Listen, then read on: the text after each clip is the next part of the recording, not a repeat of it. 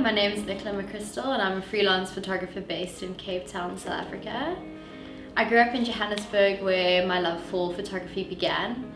As a child, I had a pink Barbie plastic camera which I used to play around on and take random photos of my friends and teachers, and the love grew from there. In high school I was part of the photographic club at school, and I was also the school's photographer, and I was a part of the Photographic Society of South Africa and entered numerous competitions, and that's where it began. During high school, I also assisted at the Nikon head office in Centurion. I worked mainly with Steven Seagal and did a lot of the Nikon workshops, which helped me gain a lot more knowledge about what I was doing behind the camera.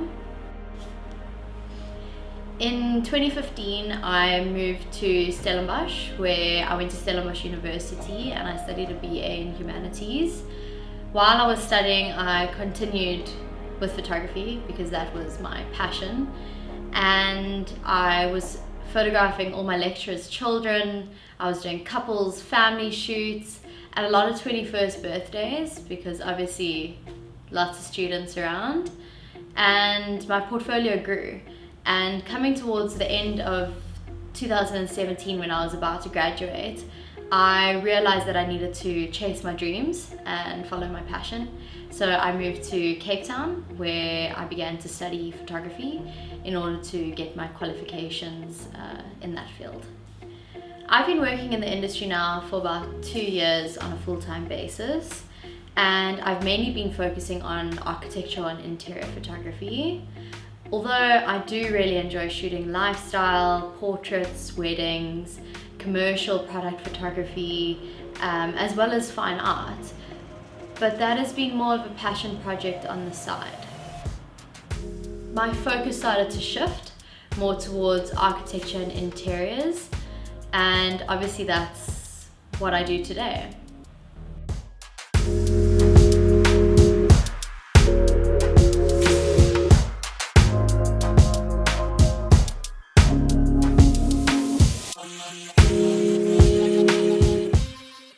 My love for architecture and interior photography probably comes from when I was in high school. I got to travel the world with my parents, and I was lucky enough to visit very historical sites and places all over the world that was so rich with history. And what excited me was looking through a lens at this structure that has been there for thousands of years, and now I can capture it in a different perspective. But I wanted to capture it so that when someone looked at my image, they could feel the ancient cultures and the history speaking through my image, and that's just what excited me.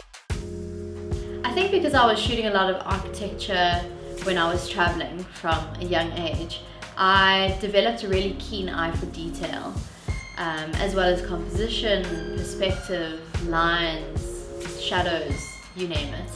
And I think that has also brought a lot of great value to my commercial work that I do today. My shift in focus towards architecture and interior photography happened quite unexpectedly. My father was selling one of his investment properties, and I decided to photograph it for the real estate agent. And after I photographed it, that real estate agent wanted to use me for all her shoots and all her properties. And I thought to myself, okay, this is like a little bit of extra income, like it's a bit of extra money on the side, that's great. And a couple of weeks later, before I knew it, I was working for that whole company, as well as an Airbnb company. And a couple months down the line, I had like 30 clients, and I decided to send out like 160 emails to all the real estate agents in Cape Town, hoping that someone would give me an opportunity. And I got so much positive feedback regarding like my portfolio and people wanting to use me in the industry, that I built myself a really big client base. And sure, it's almost 2 years now that I have been working with the same clients as well as more, and it's just growing. Communication is really important to me, not only communicating with my clients to make sure that I understand their thoughts as well as what is important to them when I'm shooting, but communication in terms of being a visual storyteller. I need to communicate and interpret their design or idea in which they had for a certain development or building, and that is a specialized language. I have to be able to tell a story, and by specialized language I mean you need to use your skill set in order to capture a certain story or the vision in which your client has. And obviously after I have photographed the project, which for whoever it is for, I have to do the post-production, and the post-production is what takes up most of my time. Also considering that I shoot more than one project a day. On average I'm shooting about 8 to 10 properties or developments, hotels, whatever it is a day, and on a good day about 15. The post-production is it's hectic, but I really love it, and I'm an extreme perfectionist. I make sure every single thing is perfect, and I will sit and perfect things until they are overly perfect. But that's, I think, what sets me apart, is that I don't just do a quick edit and hand over the work. I only hand over work that I am proud of and that I would be happy to have my name associated with. I think personal style or approach is very important in the industry, because that's what sets you apart. Whether it's the colors, your composition, your exposure, your gear, or even the lighting that you use. Everybody's unique and everybody shoots differently. Everyone's got different techniques. And my personal style is very natural. I don't like using artificial lighting. I would rather show my subject in its truest form. I want it to be represented as natural as possible.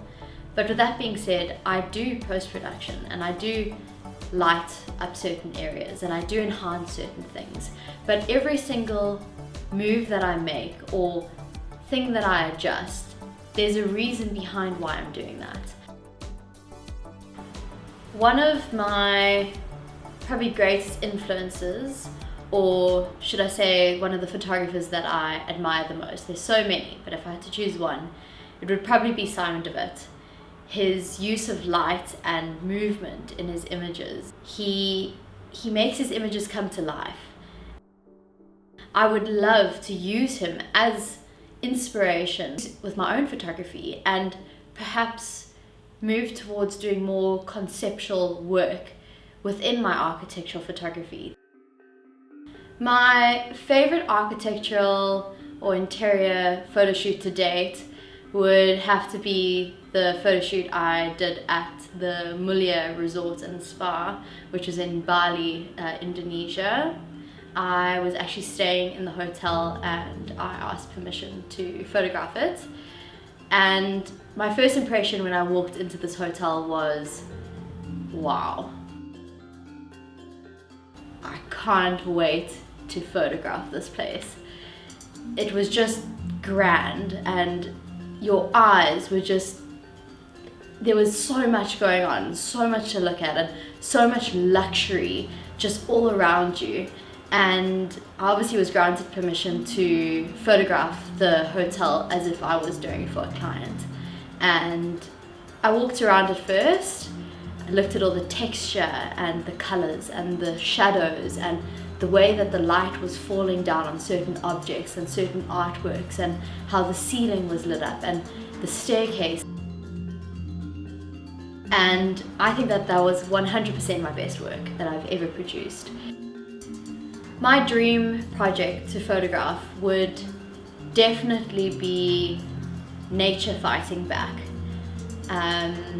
National Geographic have done a couple of series on how nature is reclaiming what's theirs in terms of these man-made structures that are dying, and nature has adapted itself and is reviving itself in order to take back the space that was once taken away from them.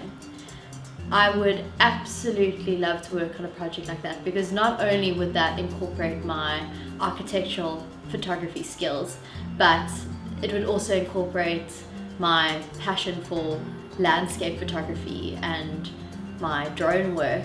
And I think incorporating all of that would just, putting together all those skills, I think would be so amazing. And all those passions that I have, I mean, I would love to incorporate nature, landscape, and my architecture all into one, and also highlighting how important it is to document such things, because we focus so much on how man is destroying our planet, and you know, it's all the negatives, but there's so much other positive about how amazing nature is. The fact that nature can revive itself, and in a building, I mean, it's just incredible, and I think it's so important, and it's something that I would absolutely love to work on and spread awareness about. Looking back at my journey and where I'm at today, I'm really happy, but I cannot wait for what the future holds and where that's going to take me.